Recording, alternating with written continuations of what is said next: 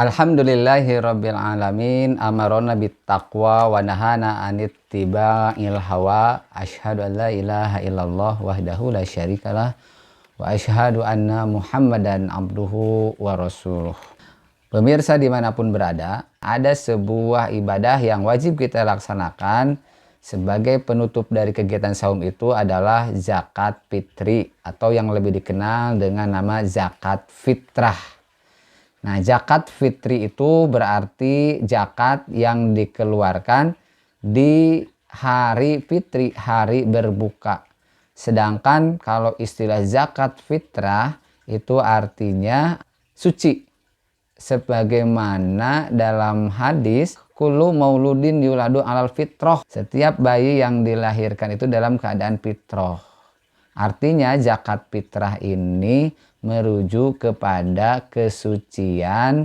Apa itu kesuciannya? Fitrahnya itu adalah al-Islam atau ad-dinul hanif.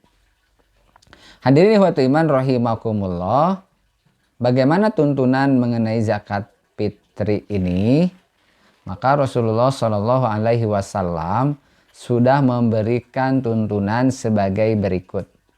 An Ibni Umar radhiyallahu an qala farada Rasulullah sallallahu alaihi wasallam zakatal fitri so'an min tamrin au so'an min syairin. Dari Ibnu Umar radhiyallahu an telah berkata, Rasulullah sallallahu alaihi wasallam telah mempardukan, telah mewajibkan zakat fitri, yaitu dengan satu sok kurma atau satu sok gandum, alal abdi wal hurri, yang diwajibkan atas hamba sahaya ataupun yang merdeka, wadzakari wal unsa, laki-laki ataupun perempuan, wassogiri wal kabiri, anak kecil ataupun orang yang sudah dewasa, minal muslimin, yaitu dari kaum muslimin. Wa amaro biha antu adda qabla khurujin nasi ila sholati, dan beliau telah memerintahkan zakat fitri ini dikeluarkan sebelum orang-orang khurujin nas, orang-orang keluar ila sholati, menuju sholat id. Hadirin ikhwatu iman, di dalam hadis ini memberikan petunjuk yang pertama bahwa zakat fitri itu kadarnya, takarannya adalah satu sok kurma atau gandum, yang kalau dikonversi kepada beras adalah sebesar 2,5 kg. Kemudian kalau dikonversikan lagi ke uang, maka disesuaikan dengan harga rata-rata beras per kilonya berapa, dan 2,5 kilo itu sekitar 40.000 rupiah. Hadirin ikhwatul iman rahimakumullah, yang kedua dari hadis tersebut ada informasi bahwa ini adalah sebuah kewajiban bagi kaum muslimin seluruhnya, baik itu hamba sahaya, orang yang merdeka, anak kecil, orang besar, laki-laki ataupun perempuan, wajib mengeluarkan zakat fitri. Kemudian kapan dikeluarkannya? Yaitu qabla khurujin nas ila sholat, sebelum orang-orang keluar melaksanakan sholat Idul Fitri. Hadirin wa iman rahimakumullah. Adapun mengenai waktu pelaksanaannya, nah di sini ada beberapa pendapat. Ada yang berpendapat qabla khurujin nas itu bisa dilaksanakan 1 hari sebelumnya atau bahkan 2 hari sebelumnya. Pendapat kedua, justru yang disebut qabla khurujin nas itu ada batas, yaitu waktu pelaksanaan sholat subuh. Artinya penyaluran zakat fitrah itu dilaksanakan setelah sholat subuh sebelum sholat id. Nah itulah waktu mengeluarkan zakat fitri, sangat singkat. Hadirin ikhwati iman rahimakumullah, kalau dianalogikan waktu itu misalkan ya dengan suatu kegiatan. Kegiatan itu dilaksanakan qoblal maghrib, sebelum maghrib. Maka pastinya kalau sebelum maghrib ada batas waktu terdekat. Waktu apa? Yaitu waktu sholat asar. Maka kalau disebut qobla maghrib, pasti batasnya itu setelah sholat asar sebelum sholat maghrib. Tidak mungkin kita membicarakan sebelum maghrib tetapi datangnya di pagi hari.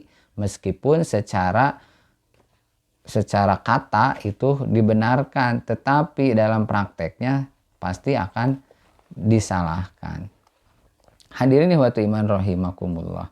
Berikutnya ada juga hadis yang memperkuat mengenai waktu pelaksanaan mengeluarkan zakat fitri ini. An Ibni Umar anna Rasulullah sallallahu alaihi wasallam, diterima dari Ibnu Umar bahwa Rasulullah sallallahu alaihi wasallam kana ya'muru bi ikhrajiz zakati. Rasulullah sallallahu alaihi wasallam memerintahkan mengeluarkan zakat itu qoblal ghuduwi lis sholati yaumal fitri, yaitu pada hari Idul Fitri sebelum orang-orang berangkat sholat Id. Nah di sini ada penjelasan yaumal fitri, lis sholati yaumal fitri, yaitu ketika orang-orang hendak melaksanakan sholat pada hari fitri, yaitu sebelum orang-orang keluar melaksanakan sholat Id. Berarti ini memperkuat pendapat mengeluarkan zakat fitri itu dari setelah sholat subuh hingga pelaksanaan sholat Id. Itu mengenai waktu. Kemudian apa fungsi dari zakat fitri ini? Di dalam hadis lain disebutkan. Ini hadis yang diriwayatkan oleh Abu Daud. Farada Rasulullah sallallahu alaihi wasallam zakat al-fitri tuhrotan lis-shaimi minal lagwi warrofasi.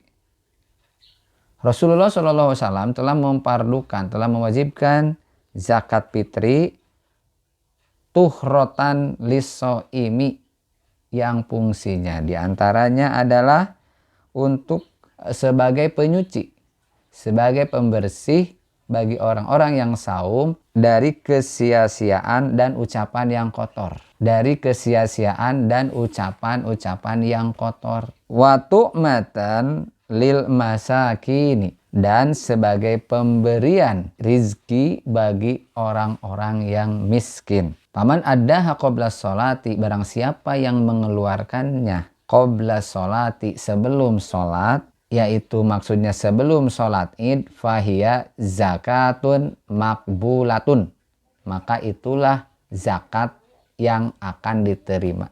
Waman addaha ba'da sholatil Id, fahiya sodakotun minas sodakoti, barang siapa yang mengeluarkannya setelah pelaksanaan sholat Id, maka itu termasuk ke dalam sodakoh biasa, bukan zakat fitri.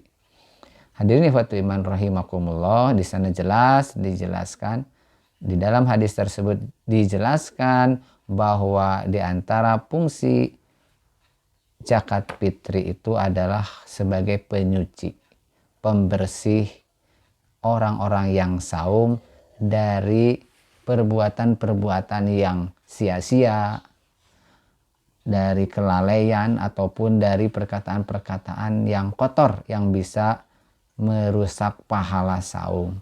Juga fungsi yang lainnya adalah sebagai pemberian rezeki kepada orang-orang fakir dan miskin. Hadirin ikhwatu iman rahimakumullah, oleh karena itu Saya mengingatkan kepada semua pemirsa dimanapun berada, jangan lupa untuk membayar zakat fitrah, zakat fitri, titipkan kepada panitia, kepada amilin yang bisa dipercaya, yang melaksanakan pengurusan zakat fitrinya sesuai dengan keterangan-keterangan di atas.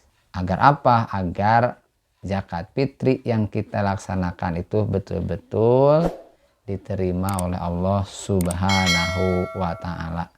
Jangan sampai salah milih amilin zakat. Jangan sampai salah menyalurkannya. Demikian pembahasan zakat fitri ini, semoga bermanfaat. Aqulu qouli hadza wa astaghfirullah li wa lakum. Taqabbalallahu minna wa minkum. Wassalamualaikum warahmatullahi wabarakatuh.